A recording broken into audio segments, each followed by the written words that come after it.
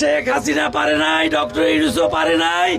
আমরা আগামীতে ক্ষমতায় আসলে ইনশাআল্লাহ তাআলা এই রিফিউজিদের নাগরিকত্ব অধিকার নিয়ে বর্মায় তাদেরকে আমরা প্রতিষ্ঠা করব।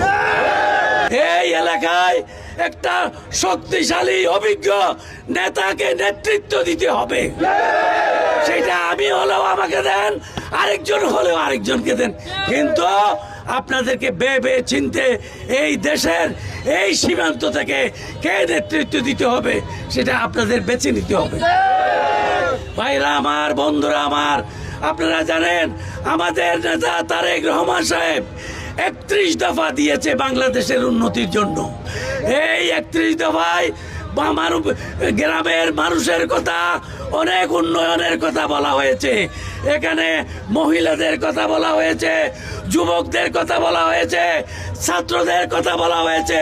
আমরা সকল পর্যায়ের উন্নয়নে 31 দফা বাস্তবায়নের মাধ্যমে আমরা এ দেশকে উন্নতির দিকে নিয়ে যাব। আপনারা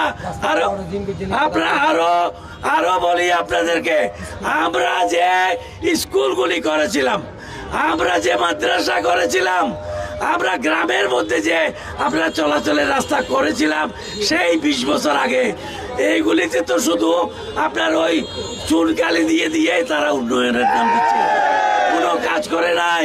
আমি আজকে ভিতর থেকে আসলাম, অনেক জায়গা কোনো রাস্তার কোনো ঠিকানা নাই, মানুষ চলাচলের ব্যবস্থা নাই।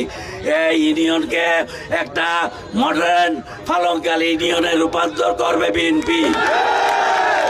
আপনারা জানেন বিএনপি মানি হচ্ছে গ্রামের মানুষের উন্নতি, বিএনপি মানি হচ্ছে গ্রামের মানুষের সম্মান এবং মর্যাদা রক্ষার দল হচ্ছে বিএনপি। বাংলাদেশের স্বাধীনতা, বাংলাদেশের এই সার্বভৌমত্ব রক্ষার জন্য আজকে বিএনপিকে ক্ষমতায় দিতে হবে। অন্য কোনো জায়গায় ভোট দিয়ে লাভ হবে না। অন্যরা 15টা সিট পেত, অন্য দলেরা সেটাকে 30টা করতে চাচ্ছে তারা।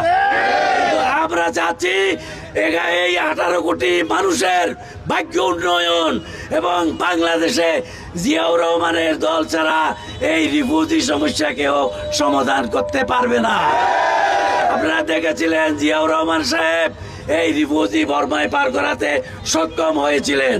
খালেদা জিয়ার আমলে আমরা এই রিফিউজিদেরকে সসম্মানে বর্মায় পাঠিয়ে দিতে সক্ষম হয়েছিলাম।